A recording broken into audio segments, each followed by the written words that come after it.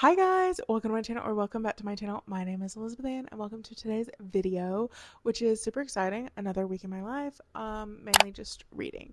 So I wanted to go over a few things because I've had a few updates since the last video I vlogged. First we're gonna go over my reviews of the books that I've finished since the last vlog, and also gonna go over my fall TBR. So starting off strong with the books that I finished. I did finish the Lila Sage book. I can't remember the name of it.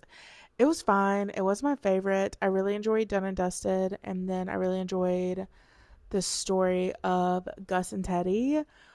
But this one just wasn't my favorite. I wasn't very attached. And I don't love love at first sight. You know what I mean? Like we're a page in the book and the two main characters are already making out in a hallway. So not my fave. Anywho, obviously not that memorable because I don't really feel like talking about it. Next up, we're about halfway in the academy. Is that what it's called? Yeah, the academy. And you guys have the best news ever. This is not Spall Spooky Yuki vibes, but this is a good news for the summer girlies and the age gap girlies. I got my hands finally on a copy of Problematic Summer Romance, and I am so excited. I was not emotionally prepared, and I don't know really if I am now, to read it when it came out. And I didn't really want a physical copy, so I applied for the Libby hold, and I finally have it. So it's on my Kindle. I'm going to start reading it. TBD. And then also, I have a new release that's coming out on Tuesday that I'm really, really excited about that I might be going to buy in person. We'll see. And then, as you guys know, I'm reading Riley Sager. I am going to try to finish that one today to maintain with the spooky ooky vibes. And then I have the other Riley Sager back at my parents' house to read. Anyway, all to say is very exciting reading vlog coming. So, we're just going to get into it, and I will talk to you guys in a little bit. Let me know how you like the microphone. I'm having issues because it's not working well with my camera itself, but it is working well with my phone, and I'm just going to have to sync up the clips with the voice memos. So, anyhow, all right. See you guys in a little bit. Okay, so I did want to give a few predictions really quickly since I am only 40 pages in. Okay, my predictions are A, it's going to be spooky wooky, but B, I think that the girl probably had something to do with the death of her roommate, and I'm realizing now that I'm giving my prediction, I don't even think I told the story, so I'm going to read the little excerpt for you guys. Whoopsies. It's November 1991. Nirvana's in the tape deck. George H.W. Bush is in the White House, and movie-obsessed college student Charlie Jordan is in the car with a man who might be a serial killer. Josh Baxter, the man behind the wheel, is a virtual stranger to Charlie. They met on a campus ride board, each looking to share a long drive home to Ohio.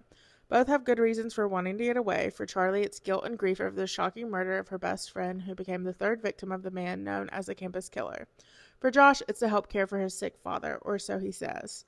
The longer she sits in the passenger seat, the more Charlie notices there's something suspicious about Josh. From the holes in his story about his father to how he doesn't want her to see inside the trunk.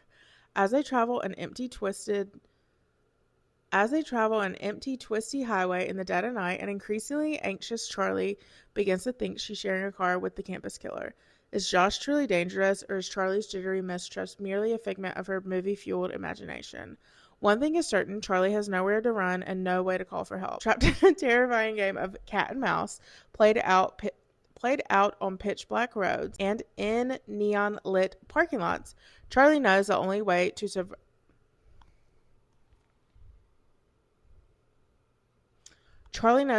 to win is to survive the night. Sorry, they have tape on the pages. So anyway, I think that Charlie had something more than meets the eye to do with her roommate's murder. Maybe Charlie's the serial killer. I don't know. I didn't realize when I picked this up that this was a serial killer one because I just finished one and the killer ended up being a serial killer, and it definitely was not who you thought it was going to be. So anyway, also say is I'm going to get into reading. I'm going to turn on this video. Let me turn around and show you guys. I've been watching Hannah Connors. I don't know how she came on my like For You page, or maybe I found her on TikTok, but she's backpacking in Europe and I've been loving watching all of her videos. So yeah, I'm going to play that while I read, and then I'll probably just turn on some fall jazz. So let's go.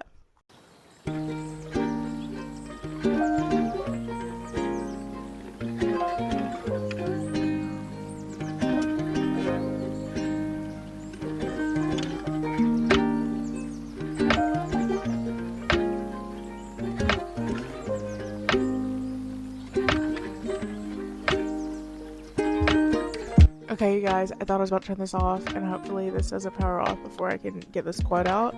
But I forgot, Charlie is a film major, and I love what she said in here about films. She said movies are magical that way. Everything is magnified. The colors are brighter, the shadows are darker, the action is more violent, and the love affairs are more passionate.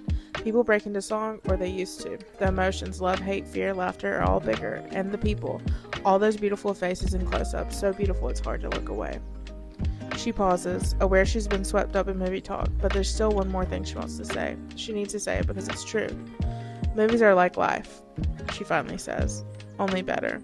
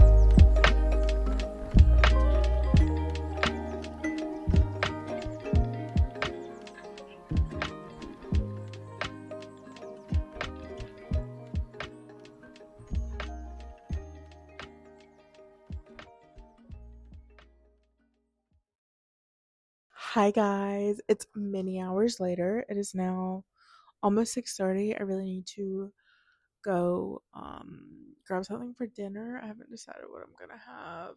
I have like some things here that I could probably scrounge around and just eat for dinner, but I kind of want some chicken nuggets, you know? Anyhow, hi. Okay, we're back to, or not to, but for a really fun part of the vlog. Sorry, I got distracted. Anyhow, um, hold on. So I have gone ahead and compiled a list of my TBR for fall. I've actually read quite a bit from my fall TBR already, so I only have I think 6 books. But let's just go over it. Okay, starting off strong, we have a few new releases, or I guess a good amount of new releases. The first is Soul Searching by Lila Sage. At first, I was like, I don't think I want to read this. But the more I thought about it, the more I was like, actually, this sounds kind of interesting. The novel follows Collins Cartwright, a photographer who returns to her small hometown to save her parents' antique shop from developers. She moves into the spare room of a local upholsterer, Bradley Cooper, and begins to develop a relationship with him while also confronting her family's problems and the town's supernatural secrets. So spooky ooky vibes for sure. Next, I just found out about this past week, and I am so ecstatic to read this. I will be going Tuesday as soon as Barnes and Noble's opens, to be getting this for myself. Anyway, it's set in New York City. It's called It's Different This Time. Former roommates June and Adam, who inherit a New York City brownstone, must live in it together for a month to finalize the ownership, forcing them to confront their estranged friendship and unresolved romantic feelings from the past. The plot follows their journey as they navigate misunderstanding and long buried emotions, culminating in a decision about their future together. And the cover is stunning. Um, Next is people watching. And my friend Maddie right now is reading it, but I've heard very mixed reviews. So, TBD. Prudence Prue Welch, a woman in her quiet hometown who is content with her routines, including caring for her mother with elderly onset Alzheimer's disease, I feel like maybe I missed a bit in here. When the charismatic newcomer Milo arrives, sparks fly between them, but their relationship faces challenges as Prue's family responsibilities and Milo's own past trauma come to the forefront. The plot follows their journey of opening up to love and finding a deeper connection, blending to the gritty reality of their lives with passion and emotion. Sounds amazing.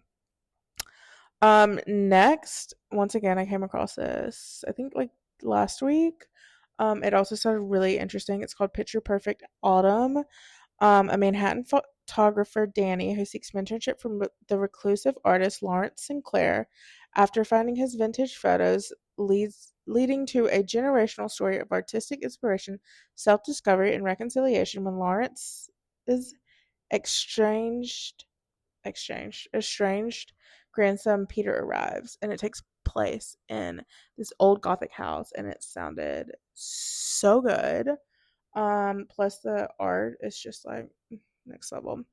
Okay, next, I feel like everyone and their mother has already heard, but A Witch's Guide to Innkeeping, a whimsical, heartbreaking novel about a witch who has a second chance to get her magical powers and her life back on track, from the national best-selling author, The Very Secret Society of Irregular Witches.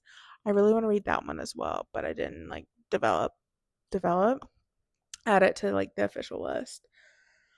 I have the X's Hex, which is like similar vibes, like witchy rom-coms. And I have started it and it's pretty good so far. Anyway, next is a book I already have from my library, and it's called Home Before Dark by Riley Sager. As we know, I love Riley Sager. And it's basically the perfect, I've heard everyone say, they don't say spooky ooky like me, but spooky vibe. And you have to like read it in October for Halloween vibes. Anyway, in the latest thriller from New York Times bestseller Riley Sager, a woman returns to the house made famous by her father's best-selling horror memoir. Is the place really haunted by evil forces, as her father claimed, or are there more earthbound and dangerous secrets hidden within its walls? Yes. Okay. The last two. One is I saw a book talker recommend it and it sounded right up my alley. It's called Look Closer by David Ellis. And the excerpt from Goodreads said Simon and Vicky couldn't seem more a wealthy Chicago couple with a stable if unexciting marriage. But when these two But with these two, absolutely nothing is what it seems. When a beautiful socialite is found hanging in a mansion in a nearby suburb, Simon and Vicky's complex web of secrets begin to unravel. A whirlwind affair, a $20 million trust fund about to come due, a decades-long grudge, and an obsession with revenge. Both Vicky and Simon are liars, but who exactly is conning who? Prepare to question everything you think you know in this wickedly clever novel of greed, revenge, obsession, and quite possibly the perfect murder. And last but certainly not least, from Miss Agatha Christie, we have Halloween Party. I've always wanted to read this. I meant to buy it last year around Halloween just to keep for a library or for my future home library. Um, but I never ended up buying it. So I've tried to get it from the libraries, but none of them near me have it for some reason. They have almost every other Agatha Christie book. But anyway, a teenage murder witness is drowned in a tub of apples at a Halloween party. Joyce, a hostile 13-year-old, boasts that she once witnessed a murder. When no one believes her, she storms off home. But within hours, her body is found still in the house, drowned in an apple bobbing tub. So those are my mysteries. And yeah, that's basically it. Okay. So that's it for my TBR. I actually got sidetracked and did a quite decent amount of writing. I just had a sudden spark of like inspiration, so I did that. So I'm still not in much further in the Riley Sager book, but after we spoke, I am a grandma. I'm trying to figure out how to pull up my Kindle. After we spoke, I did get the notification that Wild and Wrangled, oh, it disappeared, but Wild and Wrangled was available. So I've read about 30 pages into that. I kind of wanted a break between finishing the series, but also at the same time, I would like to just finish the series. So we'll see what sparks my inspiration. But I've read 30 pages of that. Pretty good so far. I love a second chance romance, and this book centers around Cam, who is Gus. Gus is basically from the family that this entire series centers around, and he and Cam have a child together. They were never like they didn't stay together, but they did have a kid together, and she is the mother of his kid. So this story is about her getting left at the altar, and her and basically Dusty's love story, which is her, I think, like high school sweetheart or something. Second chance romance vibes. Very excited because Dusty's been in, I think, almost all the other books. So I'm very interested to see like what's going on. Anyhow, okay. Well, I will update you guys when I have more updates. Okay, it's actually so dark in here. Or maybe it's not that bad. Hi. I should probably put my blue light glasses on because I'm actually reading off an iPad now. But I'm reading Wild and Wrangled. I have to say, this quote got me good. And this book is getting me good. Okay? Right. My feelings for Cam were like an earthquake and its aftershocks. When they started, they were big and overwhelming, and once the main event had passed, once we'd gone our separate ways, I'd learned to live with the way they still shook me up at unexpected times. Also, I hope you guys can hear me because I don't have my microphone plugged in and the like air filter is going really hot. So that got me good. I'm gagged, okay? This is cray. This is cray. She just went to go find a new house post getting left at the altar. And guess who's also living on the property? Bet you'd never guess. Dusty. I will say I'm liking this a lot better than the last one I read. The story and dialogue is just like way more interesting to me. So loving that.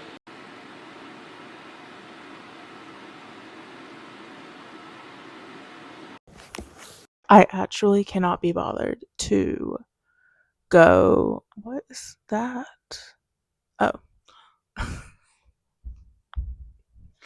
I actually cannot be bothered to go get my actual camera. We're just gonna ignore it. I'm at the third act breakup, the worst part of the book.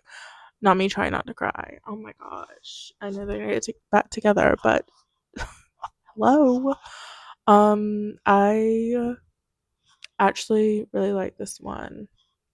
We have like 10% left of the book, so we're almost done. I think I'm just a second chance romance girly for life, but anyway. I want to say what's happening, but I don't want to ruin the book, so I'm not going to do that. But let's.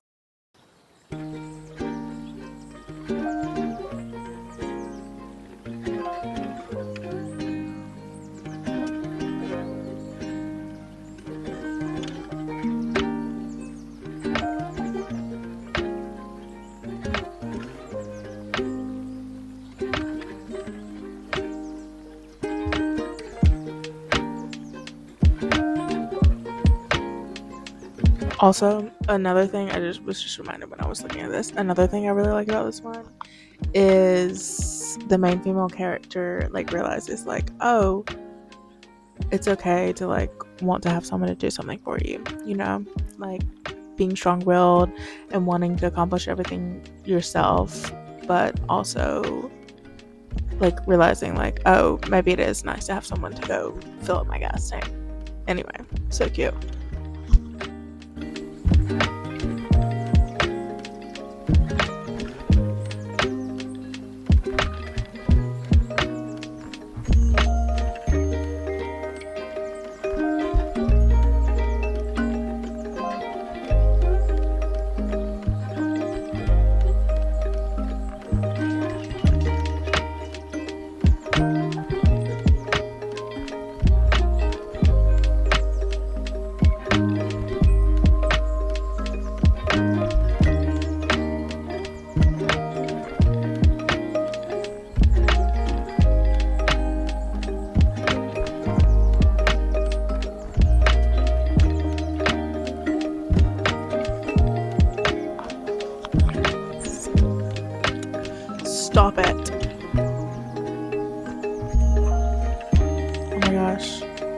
Okay, I think I'm on the last chapter. Maybe not, maybe.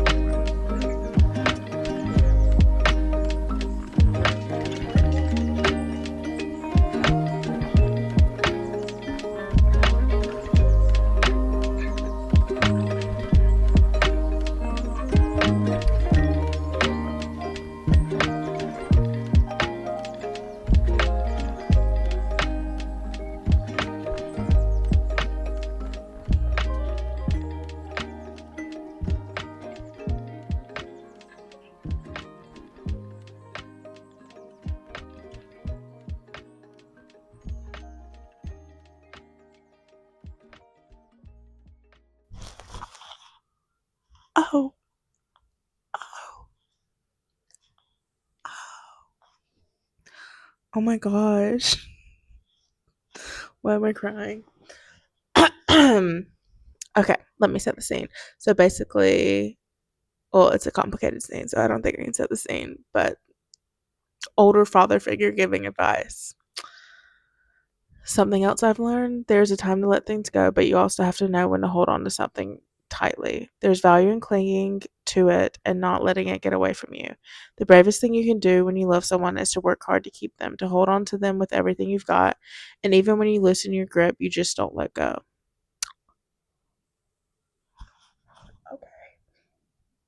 Also, not the entire family pulling together trying to get these two to figure it out. Oh my god.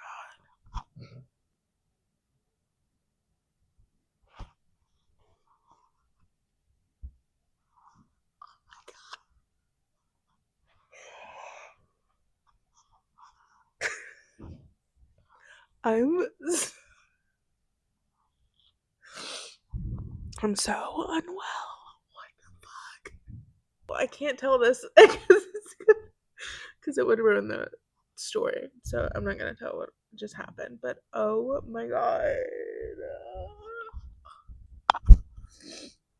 Okay, I'm just putting a disclaimer because we're reading this together, so we're going on this emotional roller coaster together. Basically,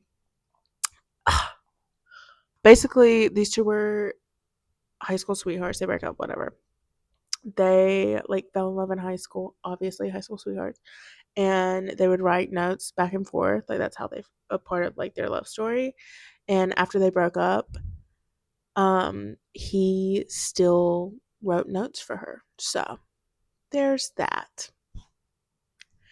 They got in a fight the night before last, and now they sorry, I keep looking because I think my microphone's dying.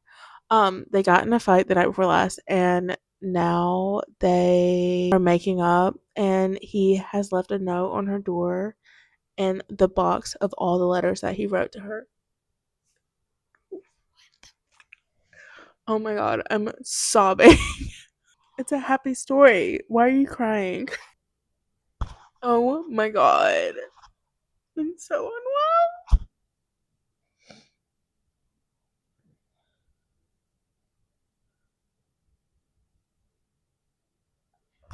Oh my god. Like, am I about to start my period? Why am I so emotional? I mean, I know why secretly, but I love you madly and deeply. I love you in all the ways that people don't believe exist in real life. I love you for who you are, who you've been, and wait, no. I love you for who you've been and who you are and who you're going to be. Epilogue time. Oh my god, they're married. I'm unwell. Give me a minute to collect my thoughts. I am more of a Hallmarky type reader, right? That's my forte. So I started the series just as like branching out because all my friends love the series. And I'm just being honest, I'm not a huge like spicy romance person. Anyway, I don't know. This might be my favorite one yet. I think it's my favorite one yet. Shout out Lila Sage. Love you, girly. I'm giving this like a solid 4 stars. It's the story itself. I just love it so much. So good. Anyway, I'm gonna get back to my spooky ooky vibes now. I'm going to return that, and then I am going to try to read a little bit of Riley Sager before I go to bed because it's now 9:30. And well, that's basically it, I guess. yeah, that's basically it. Good morning. We are currently in Square. Such bad traffic today. I guess I can clip this on right here. I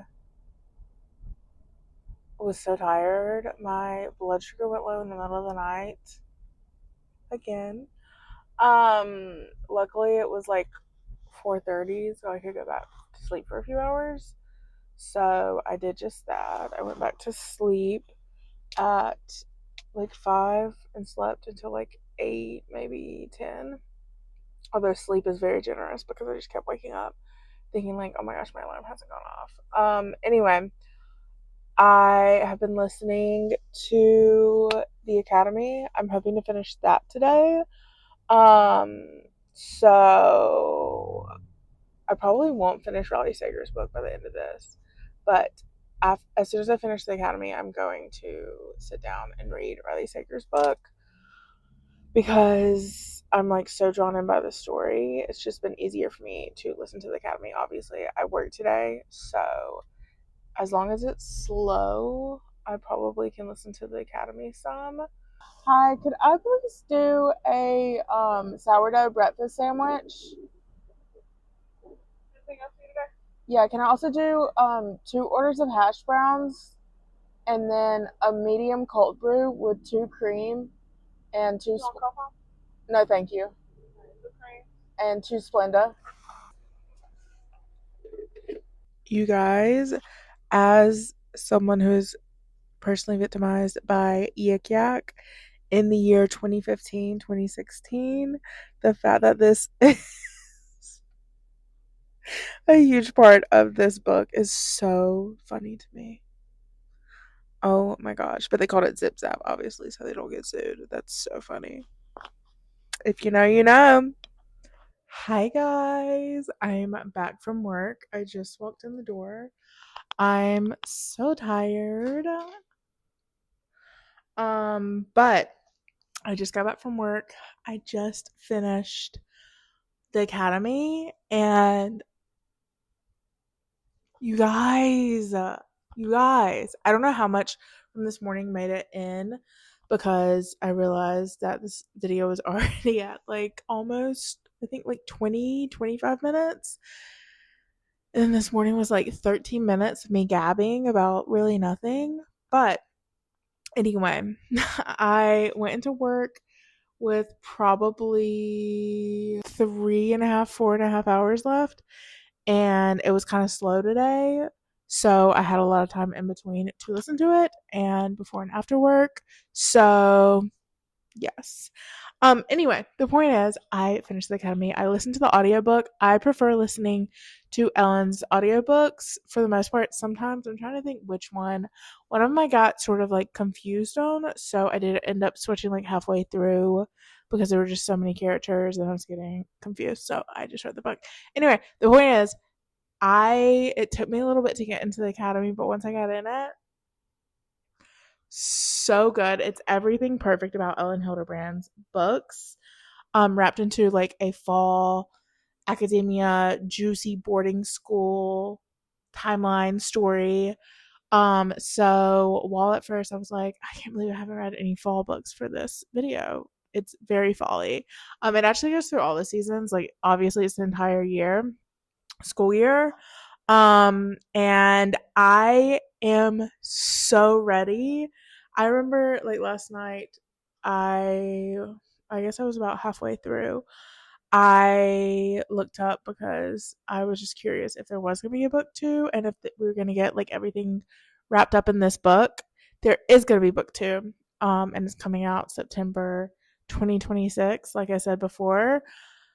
I'm actually so sad. I am so ready for it. I cannot wait. I'm so glad there's going to be book 2. I really hope that Ellen Hildebrand's daughter ends up taking the series with the characters going to college after book 2, but we will see. Time will tell. Maybe they'll wrap it up in a perfect bow and we don't want to follow them to college at the end of the next book. But I am so excited. I fell in love with these characters, fell in love with the story.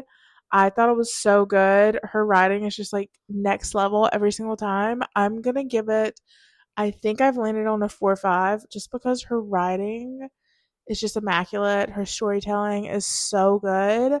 Like Ellen Hildebrand is up there with like Jessa Hastings and Riley Sager and Geneva Rose for me. Obviously, those are like different genres of books, but I just have absolutely never walked away from Ellen Hildebrand. After I got into it, it took me a while to get into the Hotel Nantucket, but that is one of my favorite books ever. Um, there's just something about it. Her books have such a good mix of some sort of like mystery. Obviously, almost all of them have juicy gossip in it. And anyway, she just makes you fall in love with the most unlovable characters. And yeah, I just love a good rich people drama. So yeah, that's basically it. I think I'm gonna end the book here. I have not read any more of Riley Sager because, as I was saying last night, I was like, oh, I'm gonna read some more before I go to bed. I was like, probably shouldn't read a mystery thriller scary book before I'm going to bed because I'm gonna sleep horribly. So, anyhow, all right, I will see you guys in the next video. I hope you enjoyed this 24-hour readathon trying to get through my fall TBR. I actually can't believe that I got through 2 books in this video. That's major. She's slaying. So yeah, in conclusion, I can't remember how much I talked about. Oh, because I was crying. I like last night, that book stuck with me. Even though it's a cowboy romance, like that story between I was about to call him Andy. The story between Dusty and Cam just stuck with me. Is there a little PTSD in it? Yes. I'm just going to leave that where that may be. And yeah. So, anyway, I will link all the things down below. I cannot believe. Wait, let's actually pull it up because I do. Yep. That takes me to book number 45. That's so crazy. Editing this, and I realized I'm going to add the book recs and like reviews, or not reviews, recap of what I've read so far this year into the next video. So stay tuned. Yeah. Anyway, love you guys. Bye.